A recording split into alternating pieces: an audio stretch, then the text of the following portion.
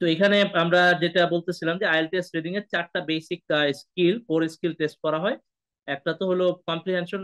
Comprehension, যে comprehension থাকবে, যে প্যাসেজটা থাকবে, এই প্যাসেজটা আমরা পুরোপুরি বুঝতে পারছি কিনা, এবং হলো যে আমার আন্ডারস্ট্যান্ডিং লেভেল, নট যে আমরা মিনিংটা বোঝা, এটার অ্যাঙ্গেল বোঝা, এটার পুরো ডিসকাশনটা বোঝা, পুরো প্যাসেজটা, এই জিনিসটা হলো গুরুত্বপূর্ণ, যে পুরো প্যাসেজটাকে আমরা বুঝতে পারছি কিনা। সেকেন্ডলি হলো স্কিমিং, আমার স্কিমিং করা।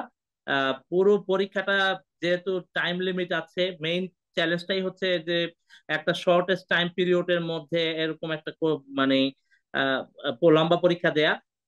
তো এই টাইম লিমিটের মধ্যে পুরো বিষয়গুলোকে আন্ডারস্ট্যান্ড করা এবং হলো গিয়ে খুব দ্রুততম সময়ে অ্যান্সার করা।